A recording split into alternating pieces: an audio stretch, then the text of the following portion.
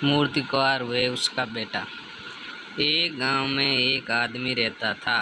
उसका नाम श्यामलाल था। वह मिट्टी की मूर्तियां बनाने का काम करता था।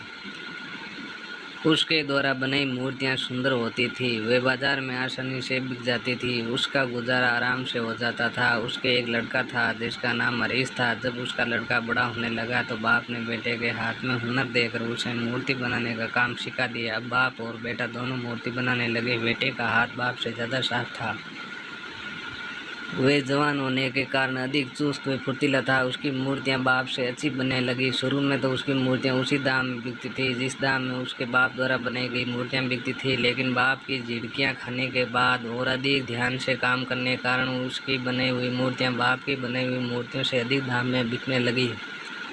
बाप की मूर्तियां बिकती 6 रुपये में, वे बेटे की मूर्तियां बिकती 9 रुपये में। लेकिन इस पर भी बाप की डांट झपट और झिड़कियां कम नहीं हुई। वे बेटे की बनाई हुई मूर्ति में दोष निकालता था। बेटे ने मूर्ति बनाने की ओर अधिक ध्यान दिया। वह बहुत मेहनत से मूर्तियां बनाने लगा। अब बेटे की मूर्तियां अधिक तराशी हुई होने लगी। बाजार में उनके दाम भी बढ़ गया। बाप की बनाई हुई मूर्तियां 6 रुपये में ही बिकती रही, जबकि बेटे की बनाई हुई मूर्तियों की कीमत बढ़कर 13 रुपये, 18 रुपये, 21 रुपये तक हो गई। मगर बाप को संतोष नहीं हुआ। वे बेटे द्वारा बनाई मूर्तियों में दोष निकालता रहता था।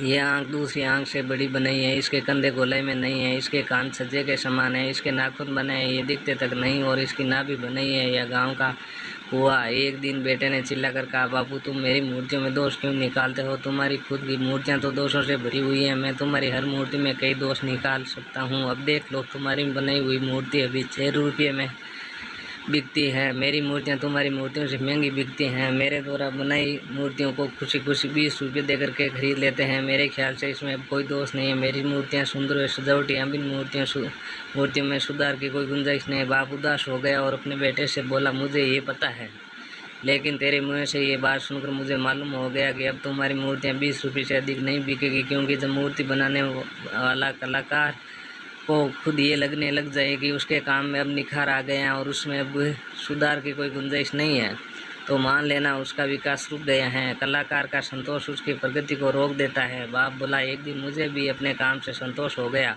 मुझे भी कभी भी मूर्तियों के 6 रुपये से अधिक नहीं मिले। इसलिए हमें इस कहानी से शिक्षा मिलती है, किसी भी कार्य करने के लिए संतोष धारण नहीं करना चाहिए और उसमें हमेशा सुधार करते रहना चाहिए, जिससे उससे कार्य की विकास की प्रगति नहीं रुकती है।